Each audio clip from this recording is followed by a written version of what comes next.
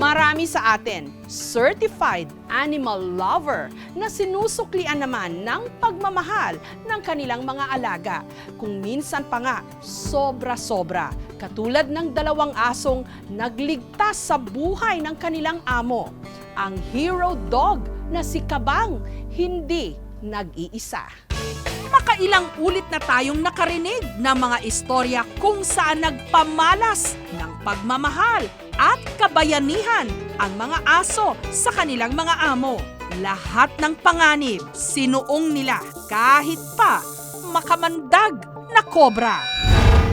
4 na linggo nang nakararaan nung nagbakasyon sa bahay ng kanyang ate sa Batangas, si Apple.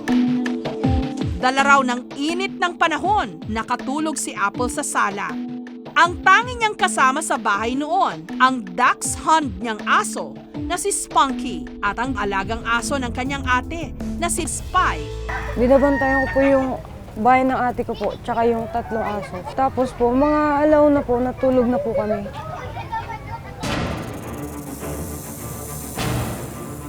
Habang mahimbing na natutulog si Apple, wala siyang kamalay-malay na may gumagapang na pala sa kanyang panganib. Sa loob kasi ng kanilang bahay, may nakapasok na palang kobra. Buti na lang daw, si Spunky alerto. Nung aktong tutuklawin na si Apple ng ahas, biglang sumugod si Spunky para ipagtanggol ang kanyang amo. Hindi ko na po alam ang gagawin ko yun eh.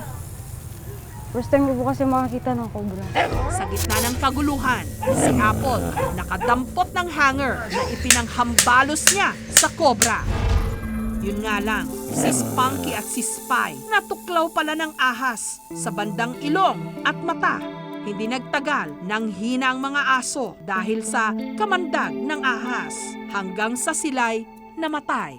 Tapos po nun, tinakbo ko po si Spunky sa may veterinary po, sa may Tanawan. Pagpunta po namin doon, sarado. Ang 2 aso, inilibing ni Apple sa kanilang bakuran. Sa ngayon, lubos ang kanyang pagdadalamhati sa pagkamatay ng kanilang mga alaga. Halos anak na raw kasi ang turing nila sa mga ito. Ano po yun eh, malambing. Sobrang lambing po. Araw-araw po ako nagsasabi sa kanya ng I love you, ganun. Malaman ko po talaga yun eh. Gayunpaman, lubos ang pasasalamat ni Apple sa kabayanihang ipinamalas ng kanilang mga aso. Kung hindi po nila ako tinulungan, siguro po ako po yung natuklaw. Ibinubuhos niya ngayon ang kanyang atensyon sa pag-aalaga ng naiwang anak ni Spunky na si Odie. Hindi ko po makakalimutan si Spunky. Kahit po matanda, o tumanda ako, tsaka po mamatay ako. Pati po siguro sa kabilang buhay din.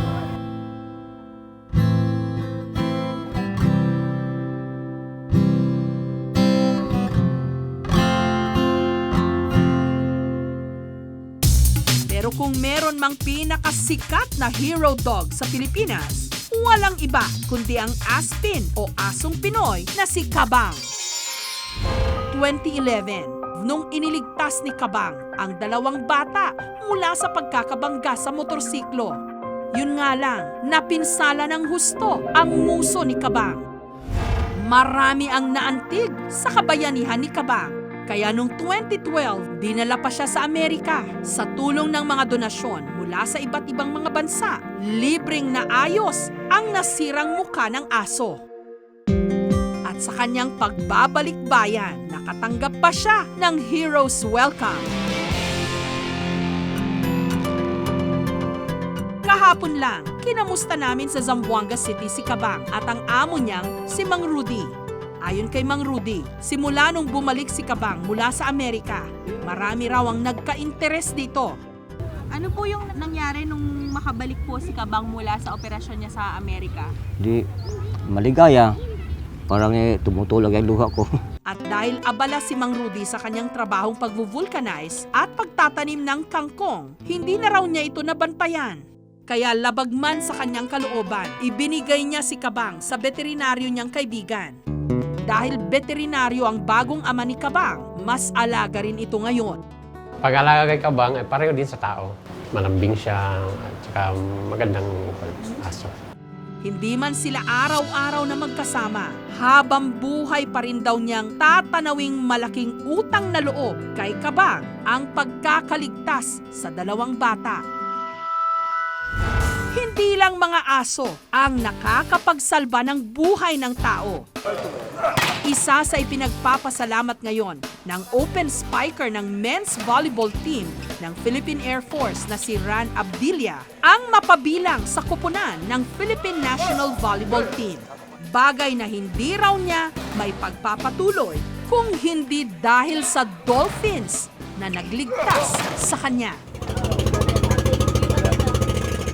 April 2011, nung nagbakasyon si Ran sa kanyang probinsya sa Bonggao, Tawi-Tawi, tumungo sila sa isla ng Sibutu. Pero ilang oras pa lang sa biyahe, malalaking alon na ang sumalubong sa kanila, kaya tumaob ang kanilang sinasakyan. Anong nalaglag na kami, sobrang nagpanik na ako, hindi ko na alam kung anong gagawin. Tapos after 30 minutes, parang sinabi ko sa tatay ko na, sabi ko, tay, kung magkakasama-sama tayo lahat dito, walang mangyayari sa atin. Ang lalo pang nagpakaba kay Ran, napakarami raw pating sa kanilang kinalalagyan noon. Sabi ko, Lord, kung kukunin mo na ako, sabi ko, wag mo na akong pahirapan pa, sabi ko, ganun. Sabi ko, kasi hirap na ako nun eh.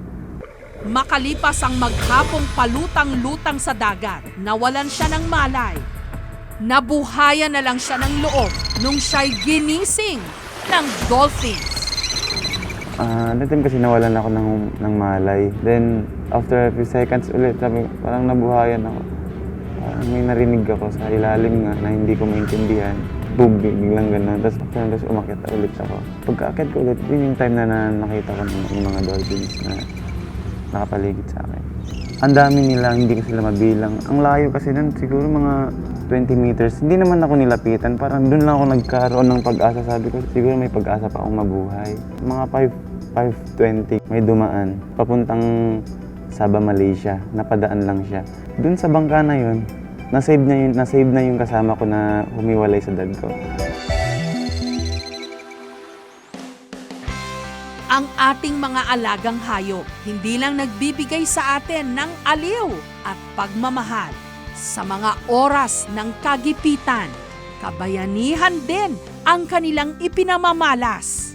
Buhay nila, kanilang itataya para tayo'y masagipla.